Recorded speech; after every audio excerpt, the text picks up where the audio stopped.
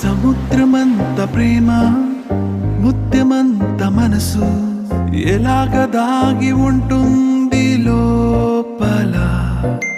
ఆకాశమంత ప్రణయం చుక్కలాంటి హృదయం ఇలాగ బయట పడుతోంది